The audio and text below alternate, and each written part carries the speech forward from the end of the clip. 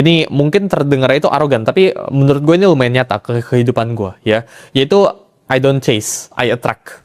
Ini menurut gue sesuatu yang kalian itu harus lakukan juga, ya. Di hidup gue sekarang, ya, gue itu hampir tidak pernah samperin orang, ya. Kecuali gue bener-bener butuh sama orang itu. Contoh kita ngomong, ya, beberapa orang, ya, yang punya duitnya di sebelahnya T, ya, gue bukan bilang mereka itu di bawah gue dan sebagainya.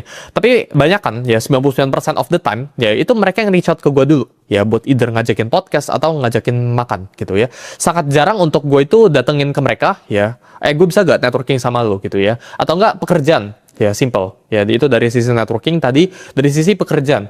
Pekerjaan itu gue nggak pernah tanya ke orang, ada pekerjaan atau enggak. Ya, yang gue lakukan itu pekerjaan itu yang datang ke gue, dan ini kondisi yang kan itu harus bikin dalam hidup kalian.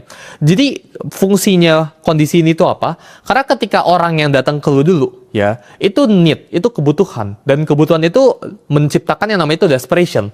Ketika orang ini udah datang ke lu itu punya higher ground, lu itu punya posisi tawar yang lebih tinggi dibandingkan dengan orang itu. Lu nggak jamin buat menang, ya, tapi dengan orang itu datang ke lu duluan, lu udah dapat 1 poin ekstra. Orang itu masih 0.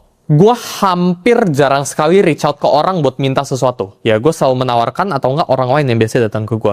Dan menurut gue itu sesuatu yang kalian harus terapin dalam hidup kalian, ya. Jadi belajar buat sabar, ya. Karena orang yang punya value, emas itu juga pasti dicari, ya. Emas itu nggak minta dicari, tapi akan dicari. Berlian itu nggak minta dicari, tapi orang itu mau cari berlian, gitu. Sama kayak hidup kalian, sama kayak kalian.